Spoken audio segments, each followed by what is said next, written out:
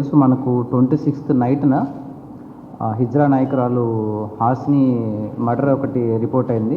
So ఈమె ఆ రోజు నైట్ పార్లపల్లి విడలూరు మండలంకి సంబంధించి ఒక టెంపుల్కి వెళ్ళి రిటర్న్ వస్తున్నప్పుడు సో ఈ అండర్ బ్రిడ్జి దగ్గర ఈమె వస్తున్న వెహికల్కి సో ముందు సైడ్ వెనకల సైడ్ 2 వెహికల్స్ అడ్డం పెట్టి ఒక 10 మెంబర్స్ దాకా సీన్లో ఉండి ఆమెని మర్డర్ చేయడం జరిగింది. సో ఇప్పటి వరకు దీంట్లో మొత్తం 15 మంది ముద్దాయిల్ని మనం ఐడెంటిఫై చేసాం. సో ఈరోజు మనం 12 మంది ముద్దాయిల్ని అరెస్ట్ చేయడం జరిగింది.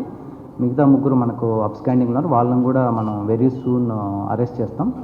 దీనికి మెయిన్ మోటివ్ ఏంటంటే సో 2 గ్రూపుల మధ్య అంటే ఏదైతే ఈ హిజ్రా గ్రూప్స్ ఏవైతే ఉంటాయో ఆ 2 గ్రూప్స్ మధ్య సుప్రమసీ లేకుంటే ఆధిపత్య పోరు కోసం అని చెప్పేసి జరిగినది. దీన్ని సో ఈ ఆధిపత్య పోరులో ఎవరైతే ఉన్నారో అలేఖ్య అని చెప్పేసి సో ఆమె ఈ డిసీజ్డ్ ఎవరైతే ఉన్నారో సో ఆమెకి ఇంతకుముందు ఎవరైనా ఆమె ఏదైనా సెటిల్మెంట్ చేసినప్పుడు కానీ ఏదైనా ఇష్యూస్ అప్పుడు ఒక పర్సన్ ఇప్పుడు మనకు ఏవన్నీ ఎవరైతే ఉన్నారో అతనికి కొద్దిగా హ్యూమిలియేషన్ అవన్నీ చేయడం వల్ల సో ప్రీవియస్ గ్రడ్జెస్ ఉన్నాయన్నమాట. దాన్ని యూటిలైజ్ చేసుకొని ఫైనాన్షియల్గా నేను సపోర్ట్ చేస్తాను, సో ఆమెని మర్డర్ చేయాలని చెప్పేసి వీళ్ళు మాట్లాడుకొని చేయడం జరిగింది. ఒక 1 వీక్ ముందు నుంచి వీళ్ళు కొద్దిగా ప్లాన్ చేసుకున్నారు.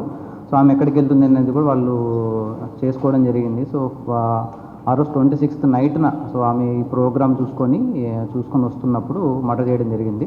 సో మర్డర్ మనకు నైట్ అరౌండ్ 10 o'clock జరిగింది. బై మార్నింగ్ కల్లా మనము ఎవరు చేశారని చెప్పేసి మనం ఐడెంటిఫై చేయడం జరిగింది. దాని టెక్నాలజీ కూడా యూజ్ చేసి బై మార్నింగ్ కల్లా మనం ముద్దాయిలందరినీ ఐడెంటిఫై చేయడం జరిగింది. దీంట్లో చాలా టీమ్స్ చాలా ఎఫర్ట్స్ పెట్టడం వల్ల మనకు జరిగింది. ఎక్కడ ఎలాంటి అలిగేషన్స్కి ఫస్ట్ ఆఫ్ ఆల్ మనం ఛాన్స్ ఇవ్వకూడదని చెప్పేసి మనము ఈ 26th జరిగినా కూడా ఈరోజు ప్రెస్ మీట్ పెట్టడం మెయిన్ రీజన్ ఏంటంటే చాలా మనకు థియరీస్ వచ్చాయన్నమాట. సో వాటికి ఎలాంటి దాన్ని స్కోప్ ఇవ్వకోకుండా పోలీసుల మీద ఎలాంటి అలిగేషన్స్ లేకుండా ఉండడం కోసం మనం ఇంత టైం తీసుకొని అందరూ ఎవరైతే ఇన్వాల్వ్ అయిన ప్రతి ఒక్కరిని మనం ఈ కేసులో ముద్దాయిలుగా చూపించడం జరిగింది. దీంట్లో డిఎస్పీ గారు పర్సనల్గా మానిటర్ చేస్తూ వాళ్ళ సబ్ డివిజన్కి సంబంధించిన సిఐస్ అందరినీ ఇన్వాల్వ్ చేసి మనము ఇది చేయడం జరిగింది. మిగతా 3 ముద్దాయిల్ని కూడా మనం వెరీ సూన్ అరెస్ట్ చేయడం జరుగుతుంది.